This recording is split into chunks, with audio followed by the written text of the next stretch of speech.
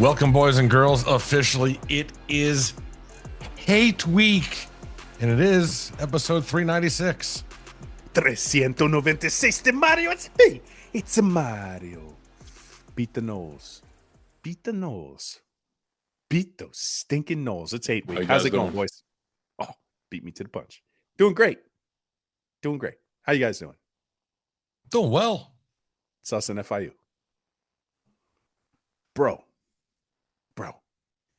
I saw Braylon for the first time. It was not what I was picturing. I was like, slap that wiener, wrap that wiener, tap that wiener. For some reason, I thought she was like elderly. Like I thought she was like in her 40s. Oh, no, she's like a young girl. Yeah, she's in her 20s. She's a young girl, and she's like not totally bad on the eyes either. I was just like, okay. I don't know why I thought. Yeah, she's just got a bad mouth for a young girl. Hold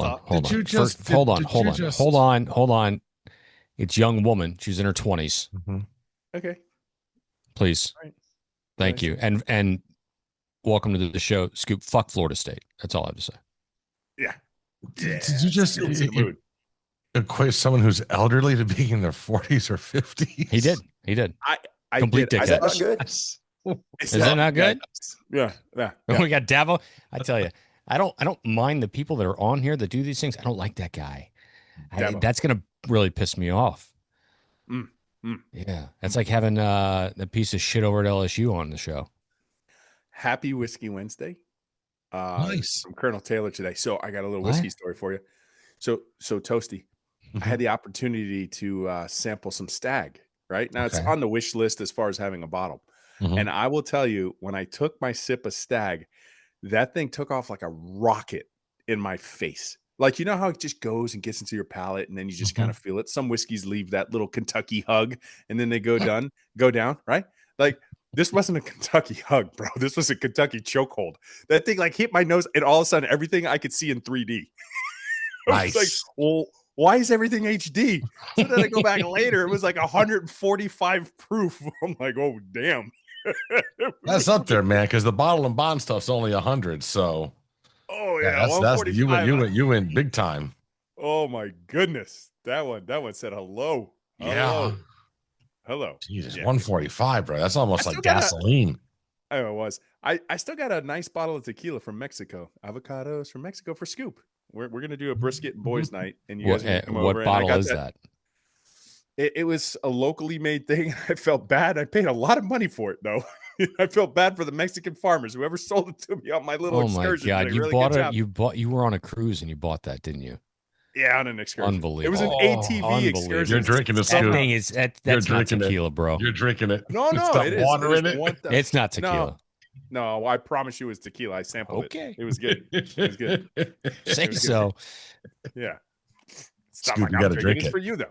You got to drink it. That. I'm not. Yeah, no, it's just for you. Fine. Tell me what it is. Tell me what it is, and I'll look it up, and I'll tell you whether or not I'm drinking it. Okay. Pablo's tequila, bro. From Pablo's farm. Not drinking it. Somewhere in Mexico. Yeah. No. Okay. All right. So listen, it's fuck the Seminoles. Amen. Yeah, I already said that. Get him again. Saying it. Get him. We're all saying it. Get him. Do you want to start fucking getting down the green tree and fucking start talking about how much the Seminoles fucking suck? Yeah, because I want to get into this. I want to get into what. White 72. All right, hey, let's go.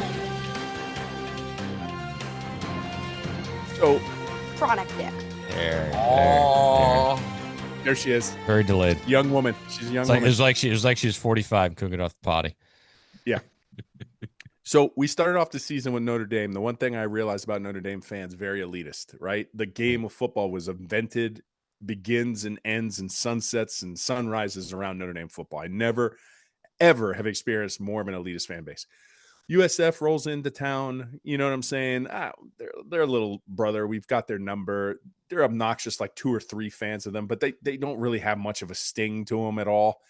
Florida, we know who they are. They're most obnoxious. They're just Florida fans, right? We know who they are. We don't play them every year, but when they come into town, I mean, they're one Urban Meyer away from being a complete joke and a shit show of a program. And then here comes Florida State. They're fans. You guys are the biggest bunch of Karens on this side of the Mississippi. You guys are the biggest bitches. Like you could play like 2-10 was apparently 20 years ago. Like you say, stay relevant, stay recent. You can't win with you.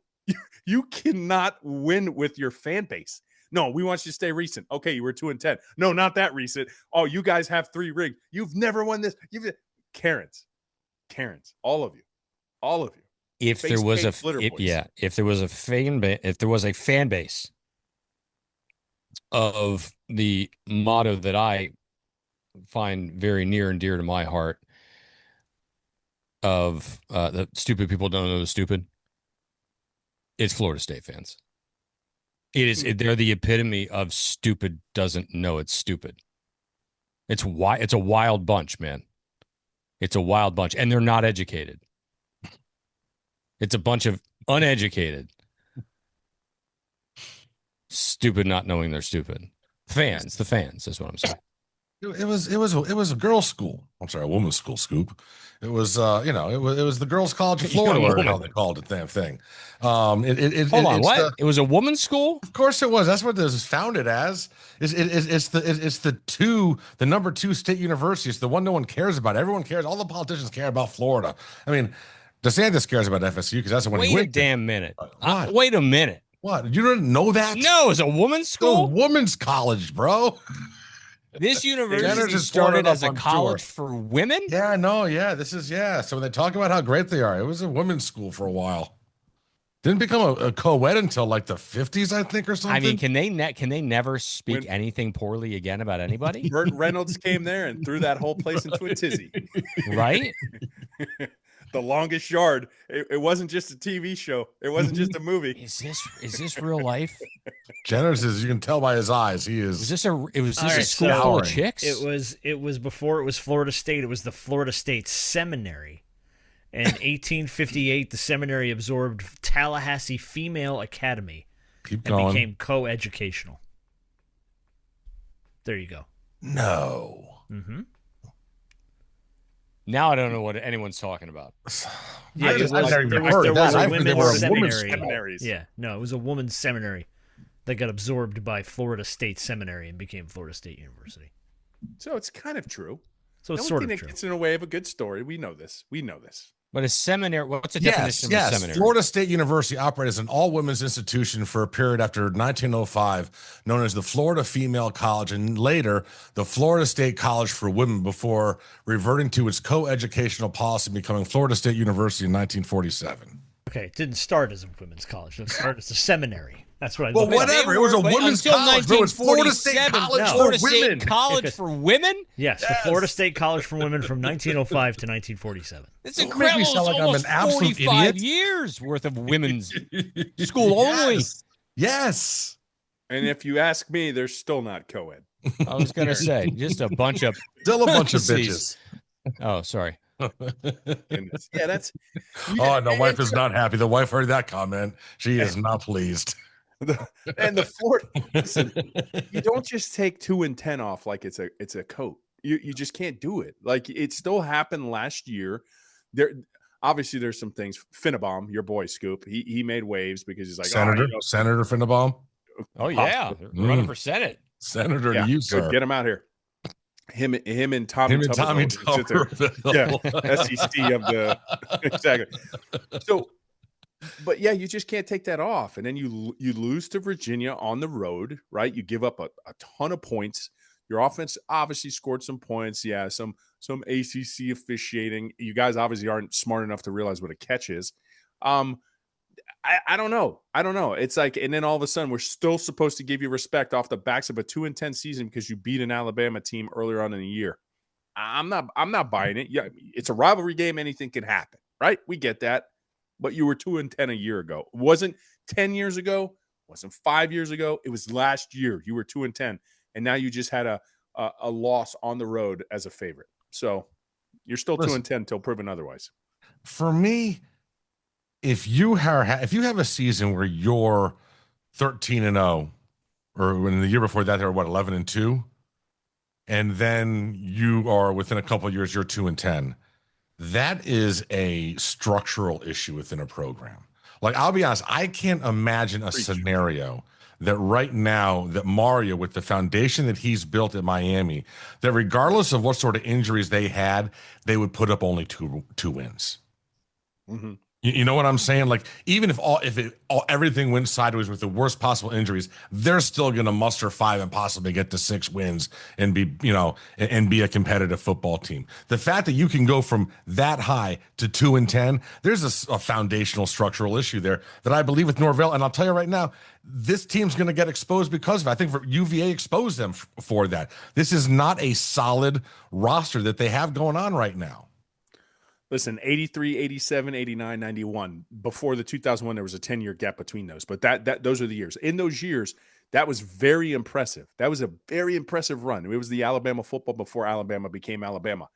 As equally as impressive as that season or those seasons were, you take it in the same breath, going 2-10, and Toast, you just alluded to it, that was catastrophically bad. You were 2-10. You were 2-10. After Who are the wins? It gets 10. Worse. It's worse than just 2-10.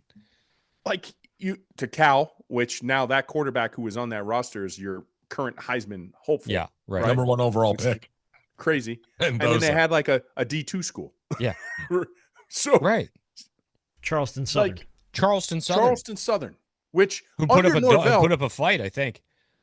Under Norvell too, you lost to Jacksonville State.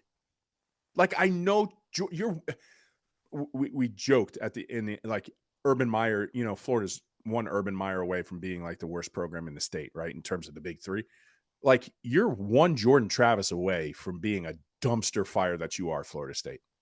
You lost to Jacksonville State. Before that, like, you want us to stay recent. We're staying recent.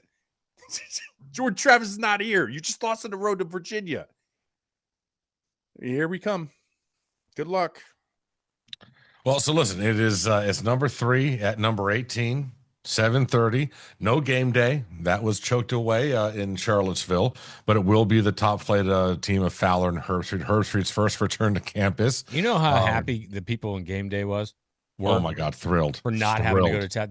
They got thrilled to go to Tuscaloosa instead of Tallahassee. Think about that. Thrilled. Tuscaloosa is not anything to write home about, by the way.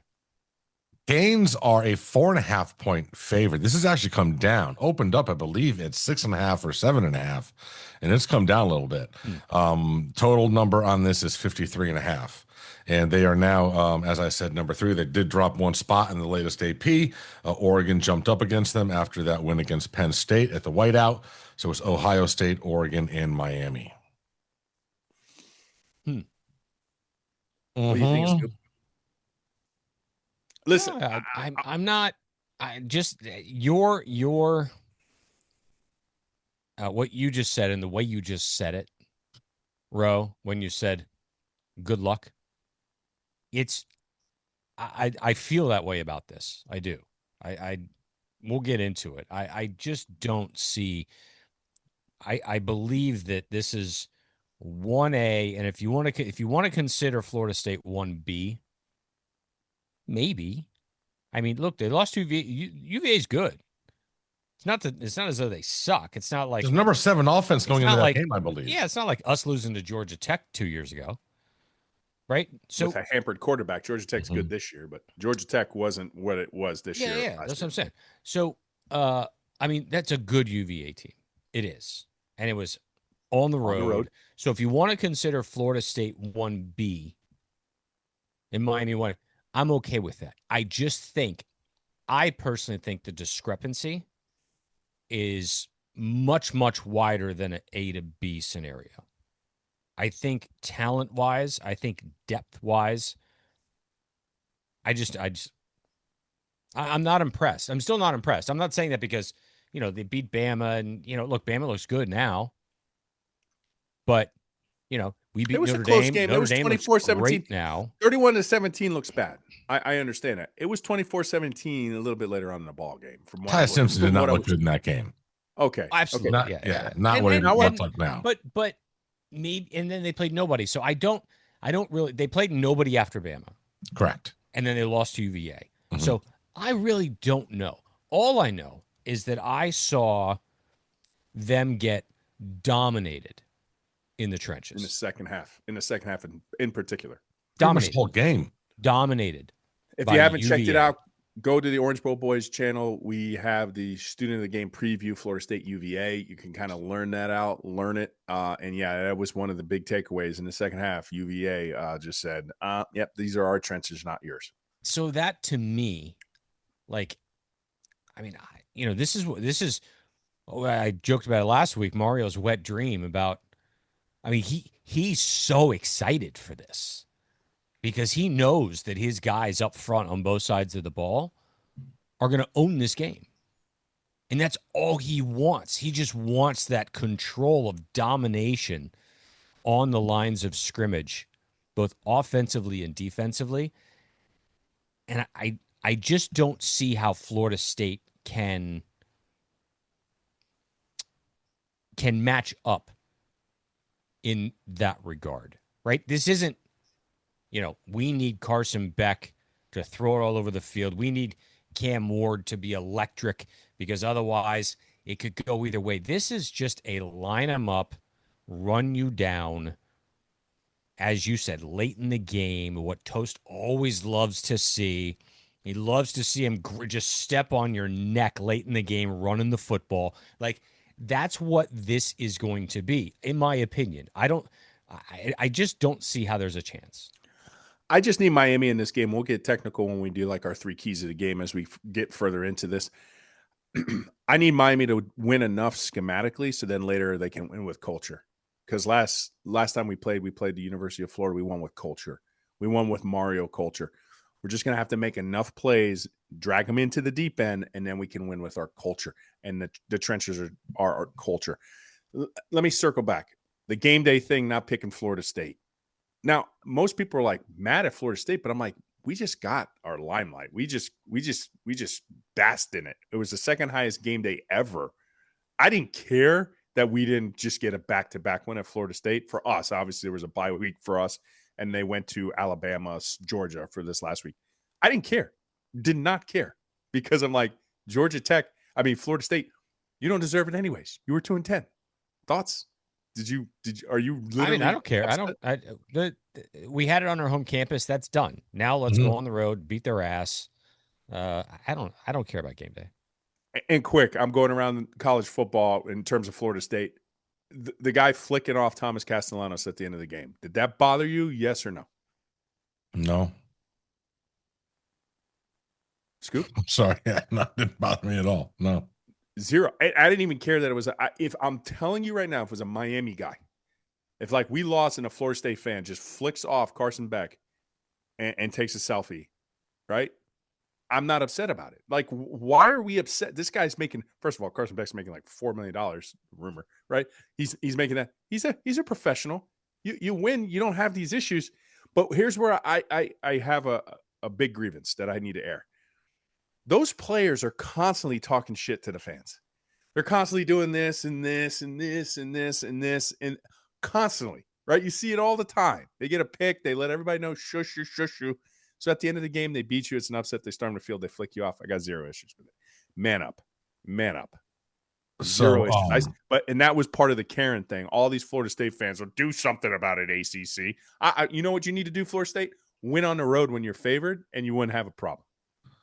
First of all, we have to take hats off, tip of the cap to the UVA students.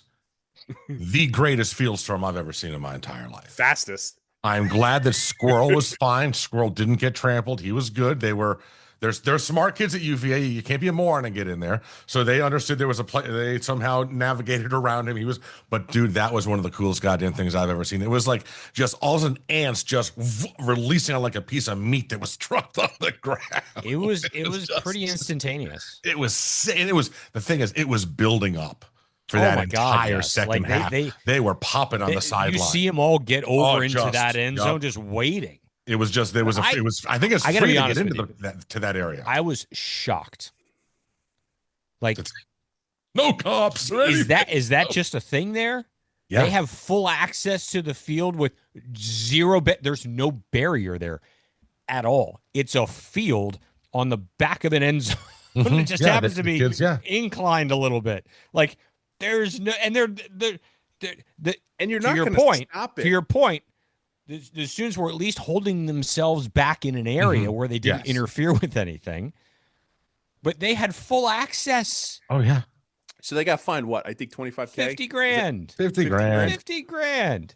But here's the fact that those kids, and it never gets fact that those kids, hold on, the fact that they had the restraint and didn't rush when on the last play, the touchdown that forced overtime, thinking that it was going to be an incomplete pass. Like, you know, I mean, that was an amazing throw by Castellanos right there. But yeah, they showed restraint until they didn't have to. This is what I'm thinking too, right? Because the storming the field keeps happening, right? And they keep paying the fine because this is what these institutions know. You see their field dynamic, their field setup. How much would it have cost to have extra security to keep those people at bay? How much do you think it would cost? Well, it wouldn't cost 50 grand. Oh, it's UVA. They don't expect it. But see, that's part A. There was nobody there. You probably needed 1,000 extra security guards. Okay, and I'm saying that's going to be here. So here's the thing. They're not doing that for every game. I'm going to take a step back onto the guy who flicked off Castellanos. These students and these fans gave you enough respect to hold off. They were smart enough and had enough respect for you to hold off in an uncontained area until that game was over with. It was okay that he flicked you off. It's okay. It's all right. Yeah. He was restrained otherwise. So outside of the greatest field storm that I've ever seen, and, you know, phenomenal. But let's talk about what I was seeing in the game and the same thing that you guys were seeing. Like, I'll be honest, I'm looking at if we do that over-under game that you like so much, Scoop, right now, I'm going to say right now, over-under 10.5 number of passes Carson Beck throws. You're going to say under. I know why. He's throwing more than I'm just 11. Saying you can absolutely see that would be great. Mario and Mirabal, you could see this being a game where Fletcher's going to have, 25 carries. Shamar's going to have 20. Maybe we'll get Jordan in there for 10. I mean, this is going to be a run show. This is going to be, I want to run it for 250 plus. Listen, let's get into this. Needs to be North Carolina, bro. We have to North Carolina them.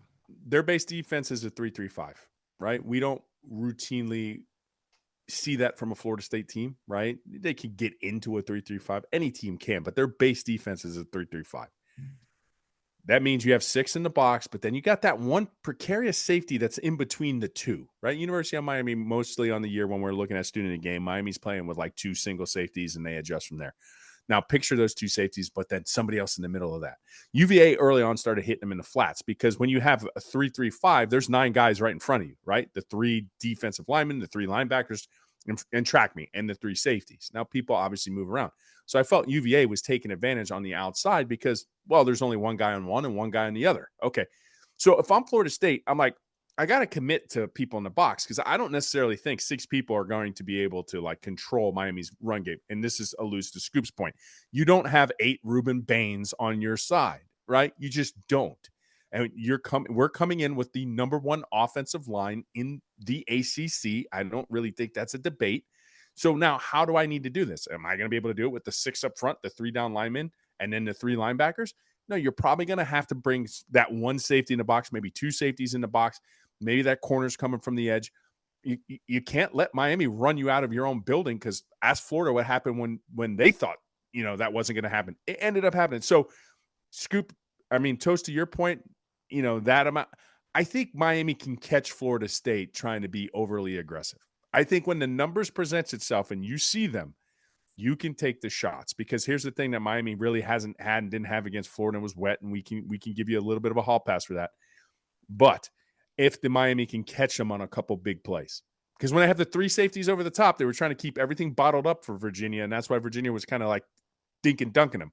But if Florida State wants to get creative now, if they want to go ahead and bring numbers to stop the run game, which I would, right, because I don't think they could do it with their front 6, then we got to be able to make them pay. Thomas Castellanos was on a podcast talking about how he feels about facing the Hurricane defense. What are some keys? Like when you see Miami's defense, what do you feel like is really important for you in this offense specifically? Man, I know how Gus Malzahn think. I know how offense coordinator thinks and stuff like that. So I think we have a good plan for him. I really like our guys, though. I like the matchup up front. I think we kind of, level on both sides or front in general. I think it'll be a good matchup for our guys and their guys. Just be able to compete up front. I think it'll come down to like the skill players on the second level or on the perimeter and stuff like that. I think we both have good up front. So I don't think it'll be, they're going to just dominate us. We're going to dominate them. I think it'll just be, I think it'll level out. I just think the game going to come down to what guy on the perimeter is going to make, the most plays or, that's going to win us the game or win in the game. I vehemently disagree with you, Thomas Castellanos. I don't think you level it out. This isn't some like chemistry thing where you're a net positive and they're a net negative. When they come after you in front of that defensive line, from that defensive line front, it's going to be some of the most hellacious pass rush you're going to have, and they don't have to commit to much. They are going to kick your offensive line's ass if they can. Every offensive line has come in and tried to go ahead and take those guys out. It's been miserable failure. He's the number 1 rated PFF defensive end in the country, and that is Ruben Bain. He could be the number 1 overall pick. He's going to dominate whatever you have out there. So you're going to turn into a runner. The trenches is going to matter, son, big time, and you're going to see it face to face. They're not going to be able to keep him at bay for long. Bro, PFF, I believe I saw it's the number 1 defensive line in college football, Miami. Number 1 defensive line.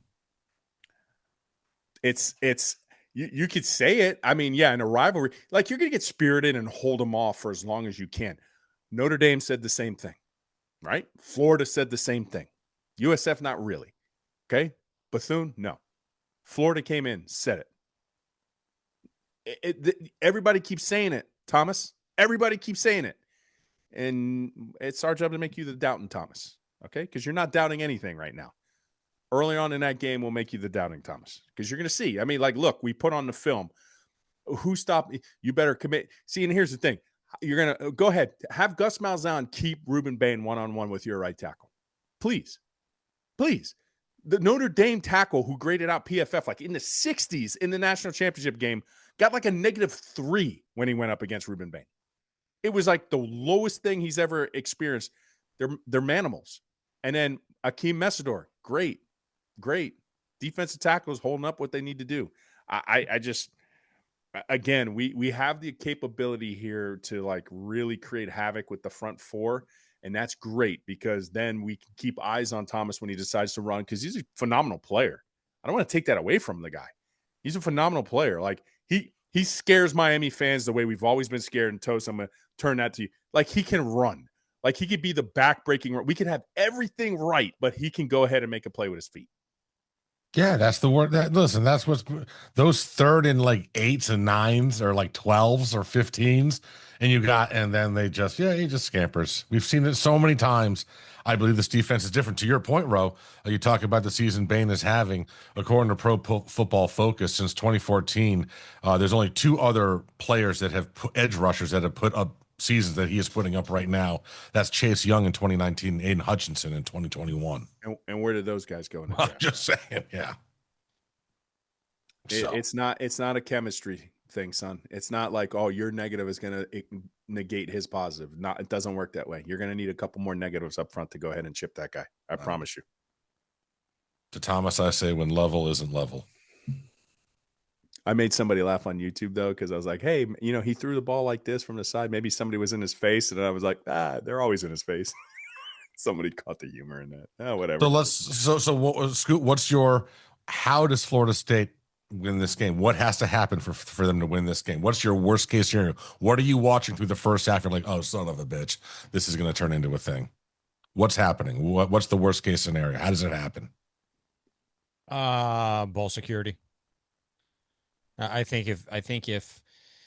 if we turn the ball over,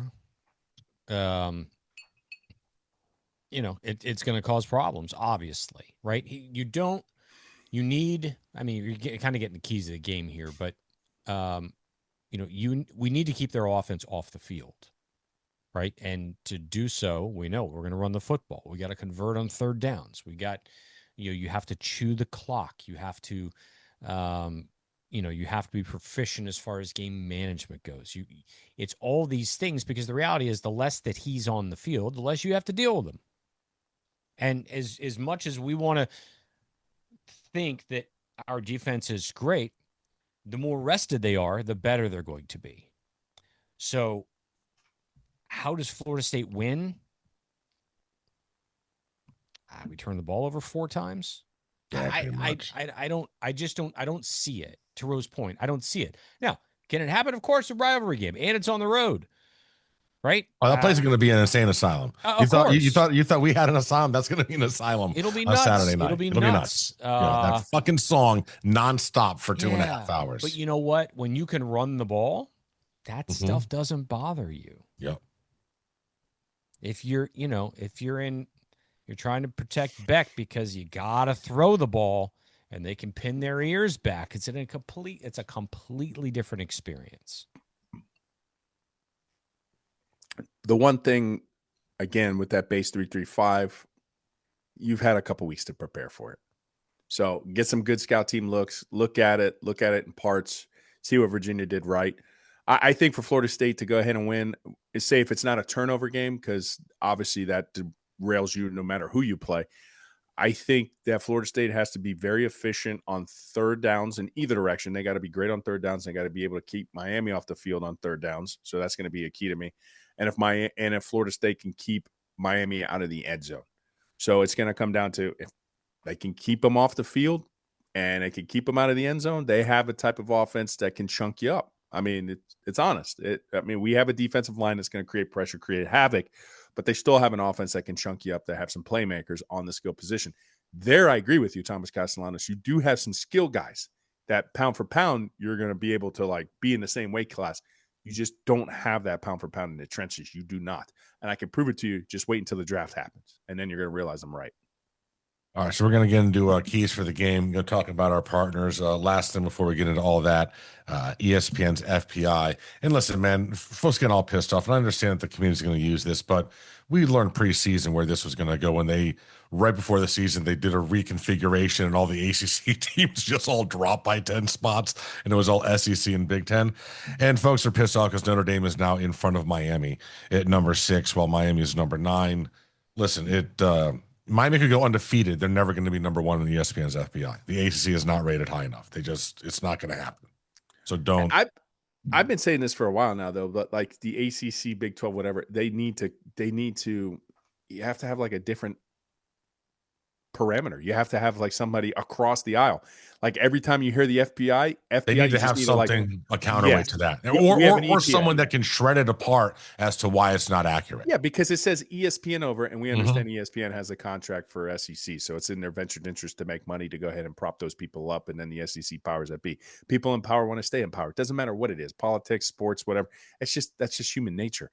But if you're going to do it, you got to combat it, and you combat a lot of entities a lot of times with stating your case, guerrilla warfare, whatever it happens, the art of war. I don't care what you do, but you can't let the FPI be gospel. And that's the problem right now. They state it like it's gospel, and there's no ACC equivalent to say, or no mouthpiece to say no. Because to me, it's real simple formula for anyone listening. What's your record against teams with winning records? What's your record against bowl eligible teams? I think those two should wait no matter what conference you play on, because if you could have a season where you just play a lot of downtrodden teams. We could play a Florida team that doesn't make a bowl game, doesn't look like they will. Well, so that doesn't really wait to your schedule. But somehow in the SEC, the FPI say, well, because they're in the SEC, it's going to wait them. They need to come up with equivalency and fast. It's a good point. It's a very good point. All right, let's talk about our people. Yeah, roof. Range. Roof's not on fire, but your roof is probably leaking. Let's be honest, because it's been raining every single day. The pool level is overflowing, so that means the roof has been stressed out, but you don't need to be stressed out because you got Paul Baines Roofing. Tried and true, trusted name in the South Florida community. They have a number. It's an easy number. It's 981 Roof. 561-954-305. It doesn't matter. It doesn't matter! The only thing that matters is that you're protected with the Paul Baines promise. And they're going to promise to be their due diligence, and they're going to give you a great roof repair or a great new roof, whatever you need, they got you. And what's his name, Scooby? His name is Paul. And what do you do with Paul? You give Paul a call. Bange.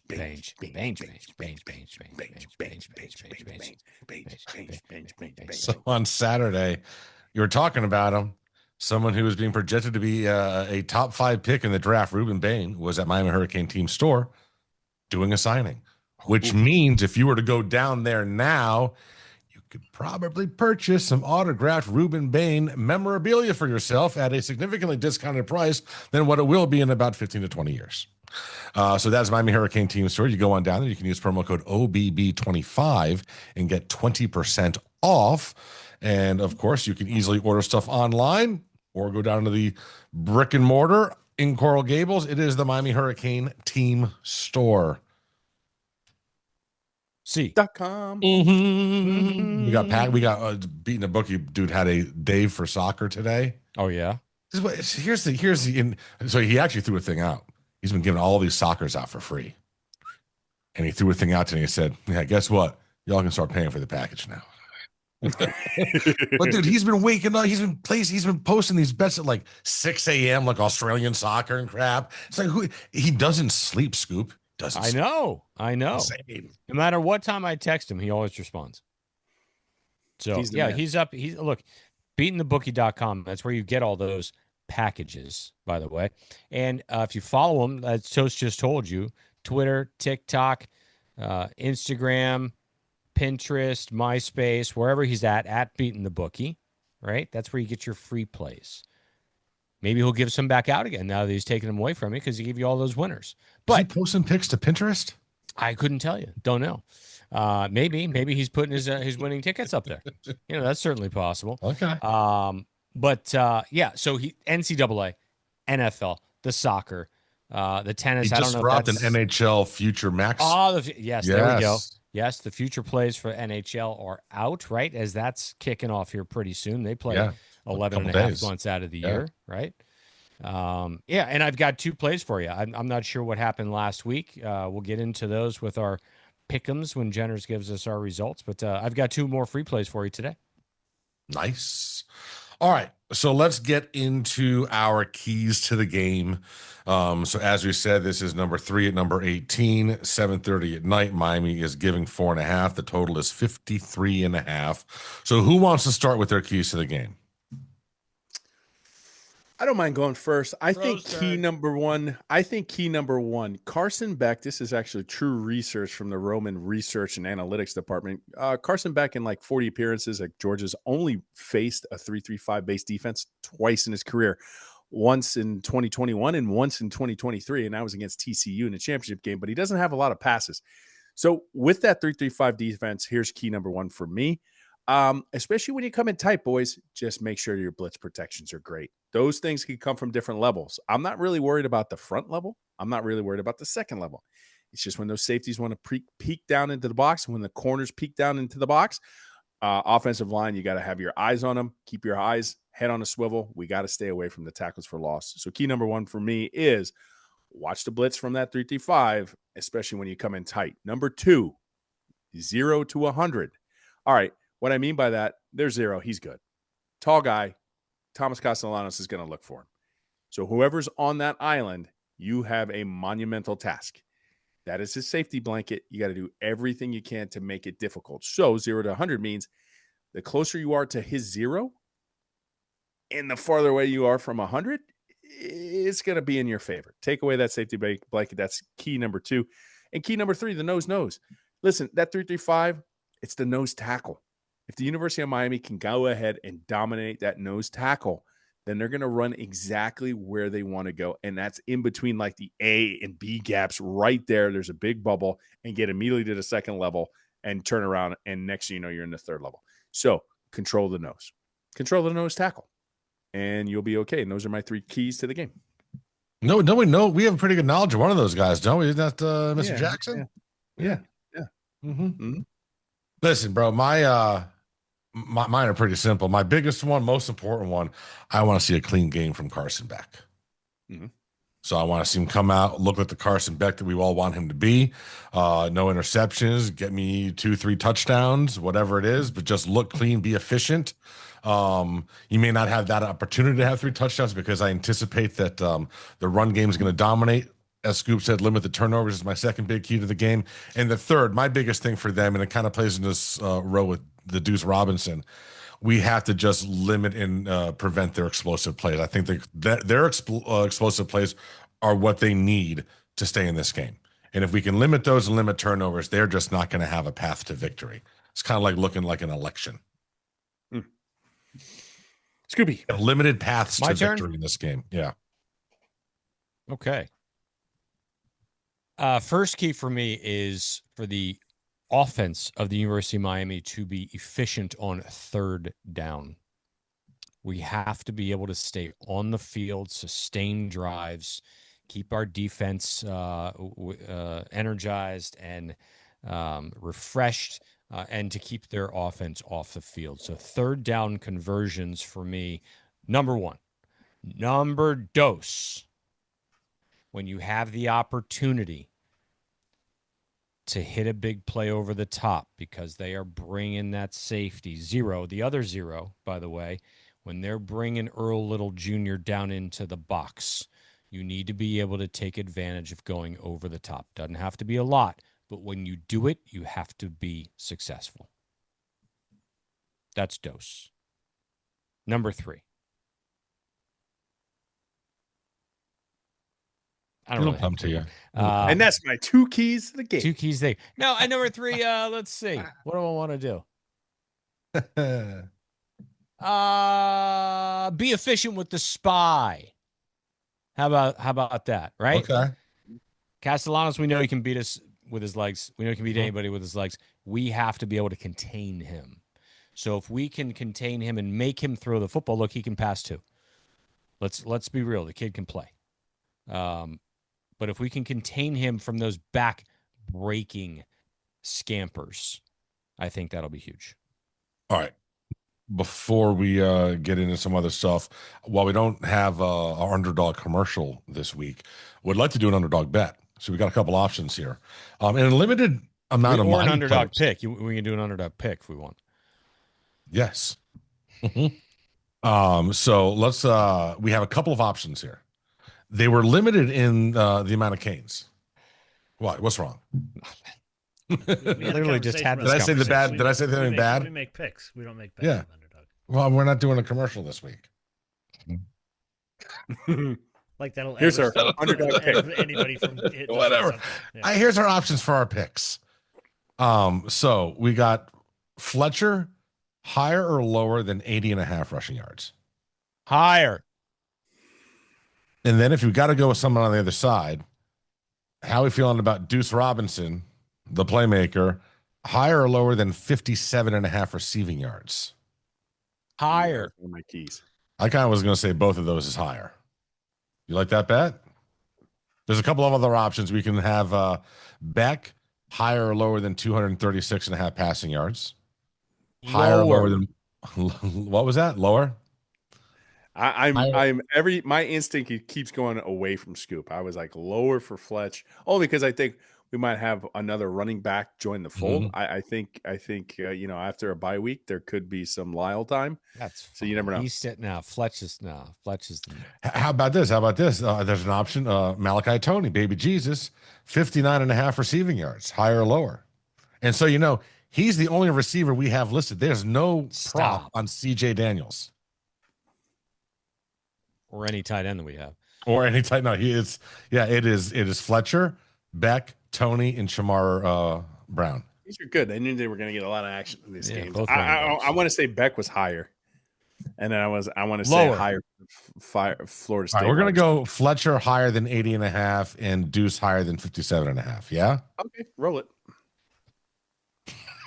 He does not agree with that in any way. He doesn't agree with that. No, Roe is not. He's no. This is not good. Yeah, but think Fletch lower. Democracy. I just think because I think they're going to share it. I think they're going to share the load a little bit more. It's just all right. So we go Fletcher, or do you want to go with a Beck or a Toney bet so we can go with something positive and not bet against them? You know what? Just go with Fletcher higher, and then there we higher, go. That's higher. positive. Right, that's it. There we go. It's 2 versus 1 anyway. Yeah, that's it. That's it. Perfect. All right. Before we get into picks and stuff, we can do whatever audio you want, Jenners, but we got to do the. We'll definitely do the FAMU. We start with the FAMU if you want. It's my favorite clip of the week. It is the best story of the week for boy. me. So, I didn't hear this. Are you guys familiar with the FAMU band announcer? His name's Joe Bullard. No. I'm sorry. He's been there for a long time. It's been like 50 years. He's been the announcer, the PA announcer, part of the band for FAMU. So he's borderline senile. So yeah, he's up there. So he's old enough where he don't give a fuck. He does not care, as evidenced by what we're about to play. They were playing Alabama State. Alabama State has a plus-sized dance team. Hold on. Called the Honeybees. Called what? So, the Honeybees are their name. Hold on a second though. Is this intentionally plus size? Yes. Oh yeah. Yes. This is an intentional. Their build is that. They're marketed as that. Their build is the Honeybees. They're a plus-size dance team. And they go out. Would they be like more like the Honeybees? Like there's like. I don't know. The Applebees. You don't know that. No, you don't know that. So they go out and they do their thing, and the Applebees. Joe Bullard gets on the PA and drops this on him. Congratulate them. They're now the new face of Ozempic.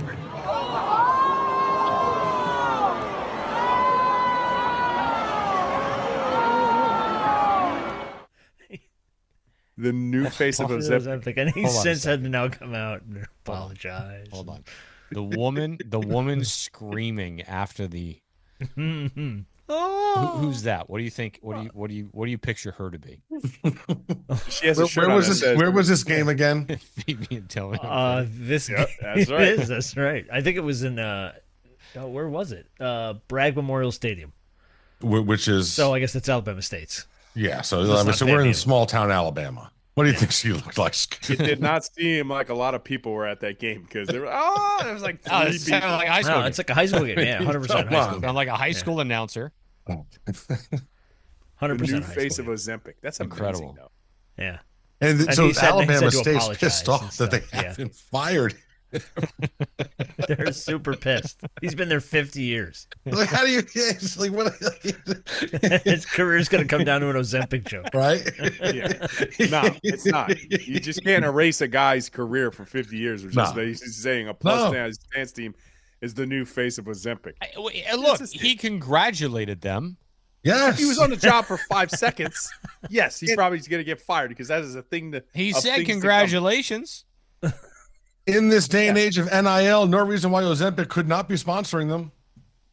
You know what? This is true. You're not wrong.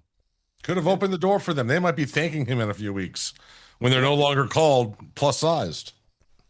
They're just the new bees. Face of Ozempic. But if I'm going to ding him for something, if I'm going to ding him on something, it's just factual inaccuracy because obviously they're not the face of Ozempic because they have a couple faces. He said they could be. It could be.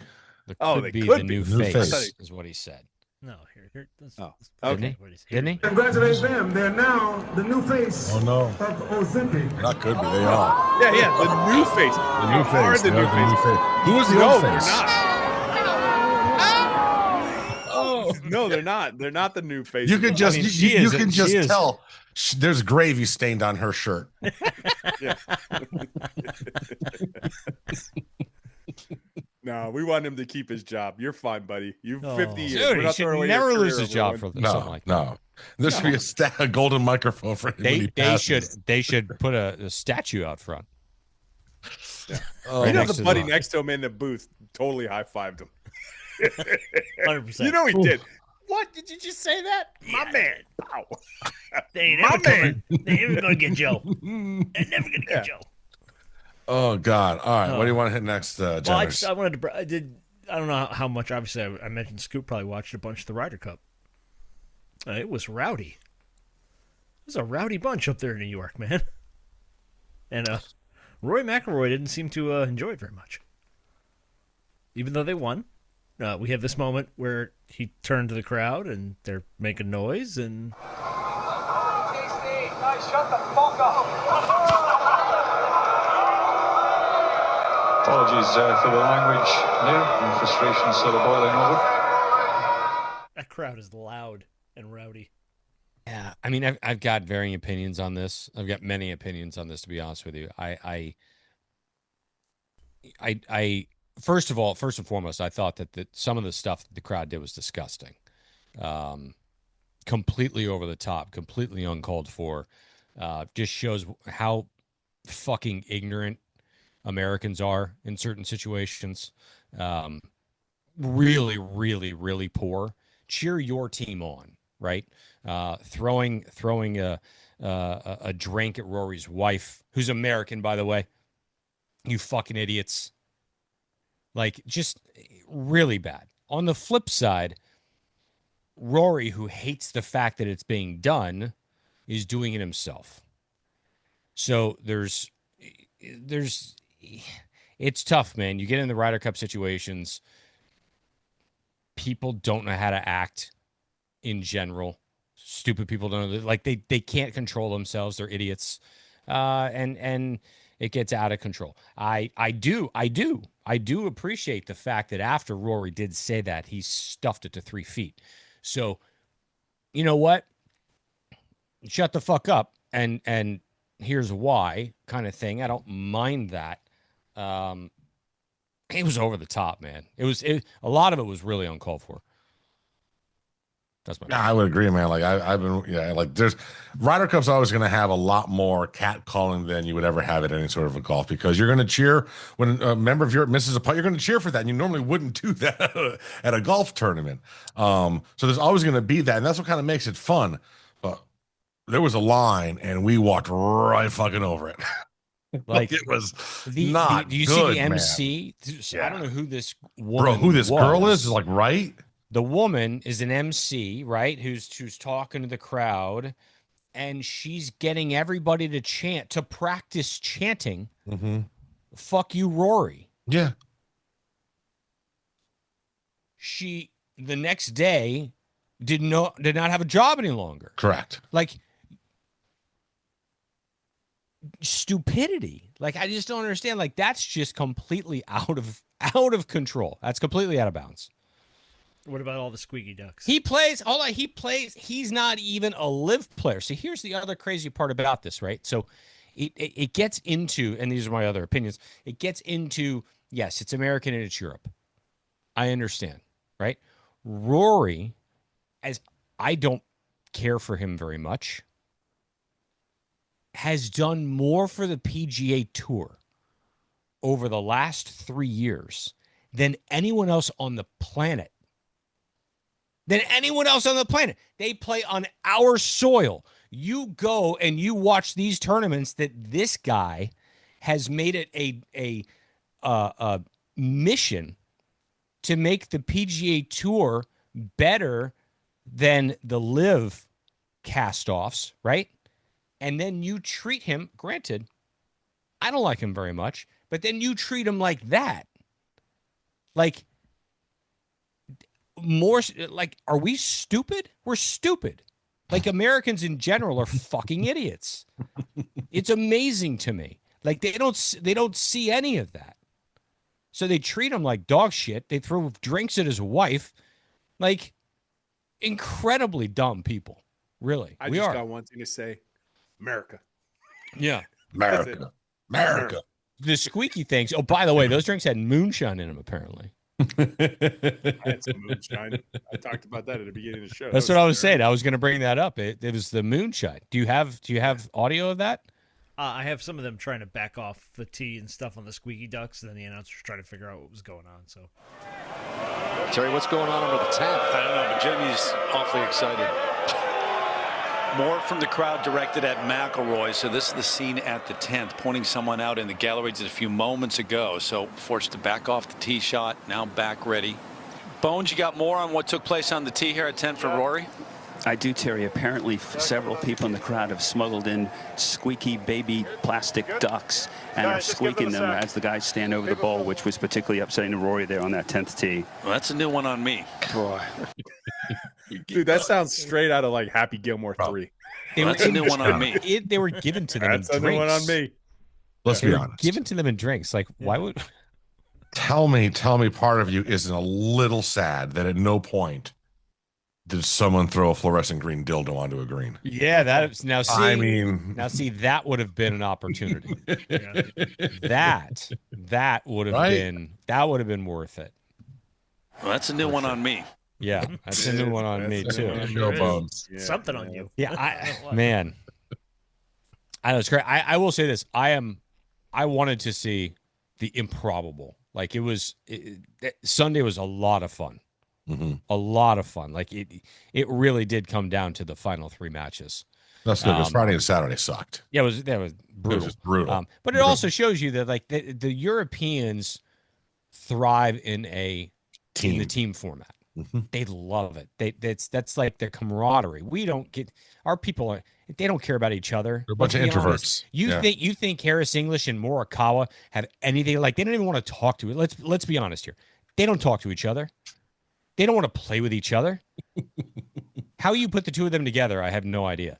Can't you just come together though for the good of the country, like basketball players do it and Look, stuff? Morikawa's a stiff. I mean, let's be honest. Like, weird dude. But so it's the whole thing. The team and country is so different. But when it's individual, they came to play. Like that was a lot of fun. But I love the fact that Lowry buried that putt.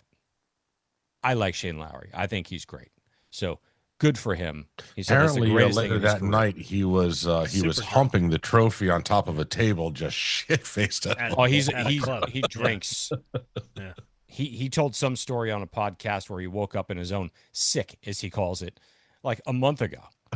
Like he had to get on a plane, and first he woke up, realized that he had sick all over his arms and the thing, and then went back to sleep, and then somehow woke up with the alarm, covered in sick, as he called it, and somehow got out of the hotel. And I'm like, okay, we're how old? Mm-hmm. Now we're like 45, and we're drinking to a puke face down in our bed. He's Irish. He is. So humping a trophy. Yeah. Doesn't crack the top 5. He probably does that sober. Yeah. All right. We doing picks or? Yeah, let's do pick'ems. Right. This time. Last week, Toast went 2-3. Ooh. Scoop and Roll both went 3-2. Oh. So hey, let's go. Not very exciting. We're pretty close on the season here.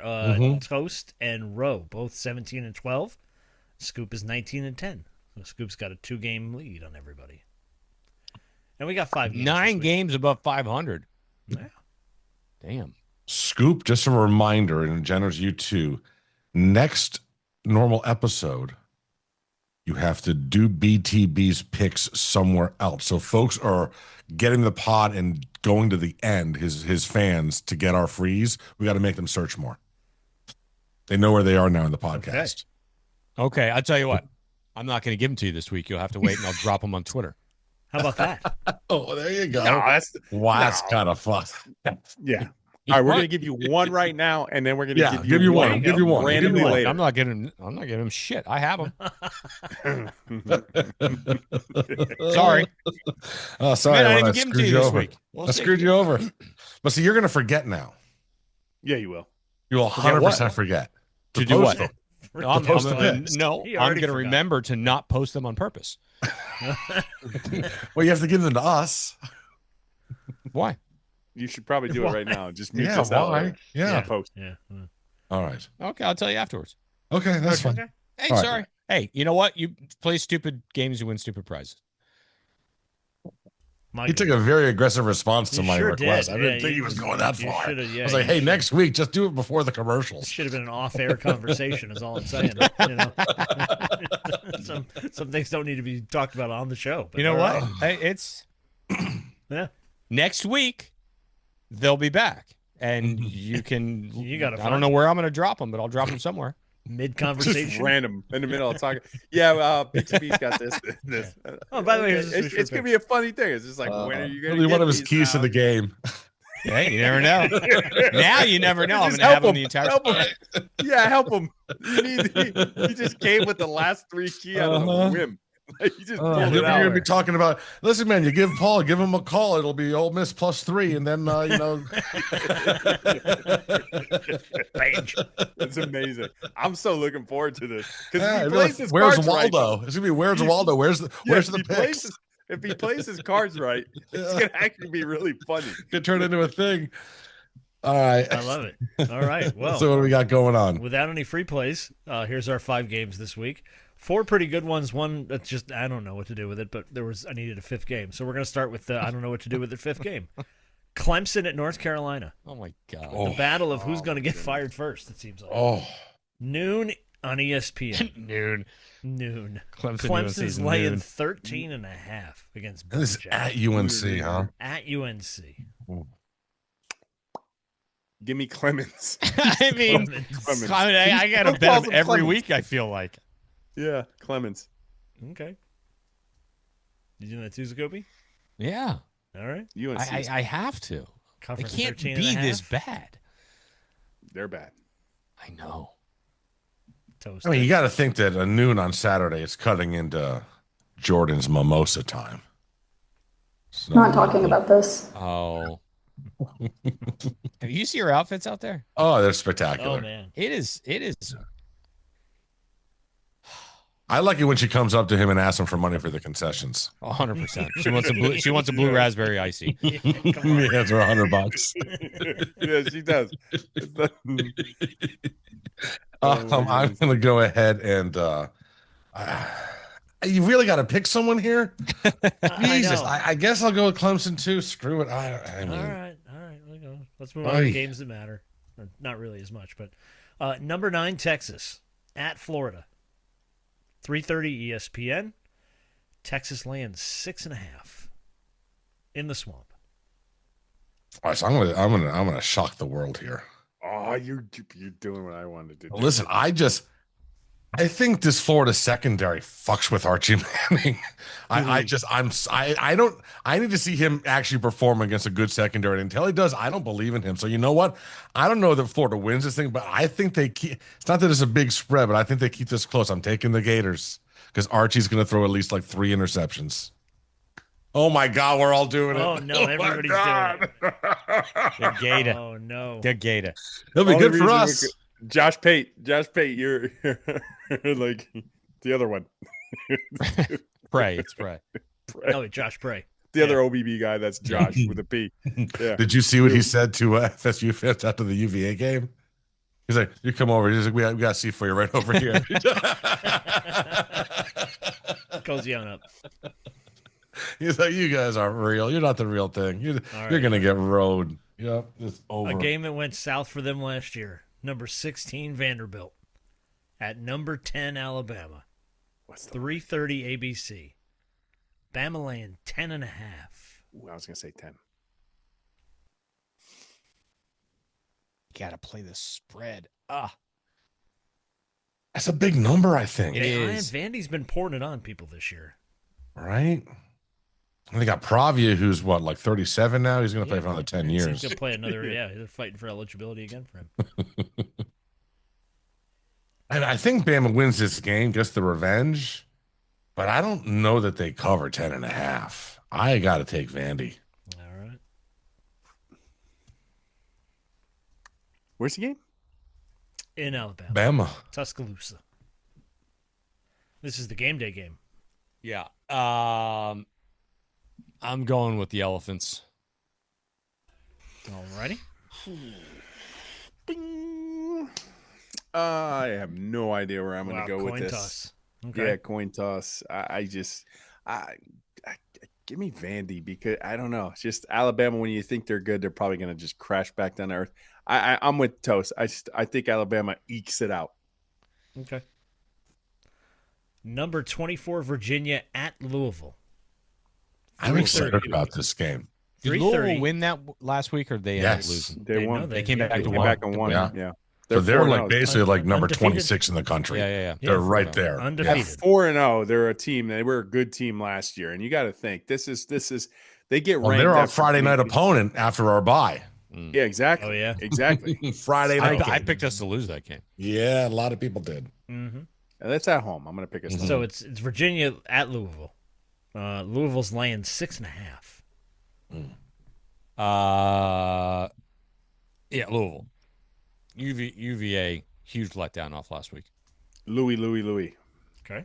Yeah, I think Louisville as well. Everyone goes Louis. Okay. And then they're going to possibly be undefeated in Miami. Could be possible. No, that could be a great Saturday night game as well. You know, even though it's two undefeated teams, they probably still won't put it on game day. We already had a game day at Miami. Exactly. You don't need one. You don't need another one this year. If it was at Louisville, maybe. And finally, number 3 Miami. At number 18, Florida State. 7:30 ESPN. Toast has said it 100 times. Miami's laying 4.5. I need your pick. I need your score.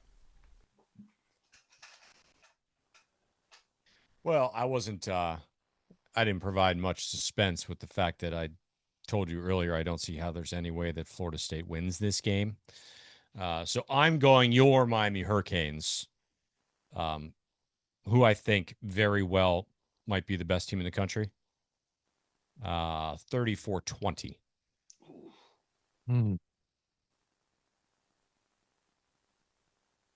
Bro? Anyone else? 34 was my number as well. I have the University of Miami hitting 34. And Jenner's the total on the game was like 50, what? 53 and a half. 53 and a half. 53 and a half. Yeah.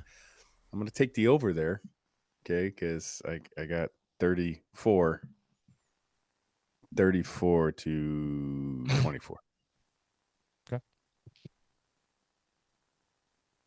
This is weird. I have Miami scoring 34 points. What is going on? That's first time ever. But I had the biggest margin of victory. I have 34-17. Oh, okay. All right. Wow. Okay. Well, look at that. I think it's the first time we've ever done that. I believe, yeah. I was thinking I don't come in with the scores for that, but as soon as he said, I was like, Miami's going to score 34. And I was like, let me just go. Okay, 34. 4 touchdowns, a couple field goals. Yeah. All right. Well, there it is. Wow. That is it. And those of you that you're not going to. I mean, maybe we'll release those BTB picks somewhere on Twitter between now and Saturday. I just told you I wasn't doing that. Oh, okay. No picks at all. You fucked around, and now you gotta pay the price. And but the other people that are our loyal listeners that like those picks don't fuck around. They listen to the whole pod. Just DM us. You know how to get a hold of us, and we'll give you the picks. DM us, and we'll give you the picks this week. Okay, there you go. I can't wait to see where they land next week. I mean, maybe. Depends if I want to respond or not. I'm the only one who has the picks. He's the only one that has the picks. So he's not going to give to us. We don't even know. Yeah. All right. What do we name this thing? Man? No, I've got a bunch of random things here. I don't know what the hell I was doing. I wrote down nuisance creatures, but that was a pre-show conversation, so I'll take that out. The Kentucky Hug. I like the Kentucky Hug. That's pretty good. A fan base of Karens. Oh. When level isn't level. The Applebees. Because they were the bumblebees or whatever. They were the honeybees. Thank you very much. But they're really the Applebees. Alternate there is she's got gravy stains. Which I enjoy very much. Gravy stains. And then lastly, she wants a blue raspberry icy. Oh my God. From the concession stand. I like a fan base of Karens or she's got gravy stains. Man, this is a tough one. There's a lot today. There's some good ones in there. Yeah. Oh my goodness. The Kentucky Hug is pretty good too. It is. Yeah. You got 3 possibilities here and then the other night. Oof. And we usually got clear-cut favorites. Yeah. All right, narrow it down. Same again. All right, I'm gonna drop when level isn't level. That's really funny though. So we got the Kentucky Hug, a fan base of Karens.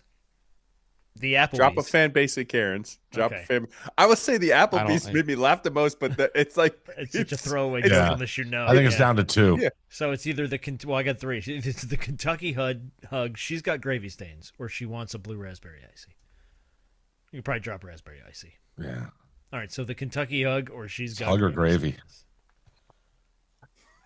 That might be the title right there. It's Hugger Gravy. Give me one. It's Hugger Gravy. It's Hugger Gravy. There you go. There you go. It's Hugger Gravy. It's Hugger Gravy. Yeah. Like what? Hugger Gravy. No. We don't know. It's Not doing Hugger that, Gravy bro. stains. There you go. Hugger Gravy. It's Hugger Gravy stains. Oh God. All right. All right. Are we doing a stream for this thing or not? I thought we were. 7:30 Saturday. We can if you want to. We can. You were. You were trying to get all three, but I was hoping maybe all three of us would pop in for at least a little while. Oh. you got as great of a chance of that happening as Scoop releasing the picks. There's basically there's a better chance of you getting picks than him showing up for that stream. I said just DM us and we'll give you the picks. That's not happening either. We got nothing, guys. We got nothing. Sorry. No, this is not good. Taking her to the grave. Yeah. This week's free picks are. He's holding those fuckers hostage. Yeah. But he keeps them though. Oh God damn. Well, I hope he wins off of them. Oh boy. All right. Well, we will see you guys then Saturday night, 7:30. The stream kickoff, I believe, is 7:37. So we'll probably start the stream at like 7:36. We're not really one for pre-games. Until then, go Canes. Fuck the Florida State College for women. Bange.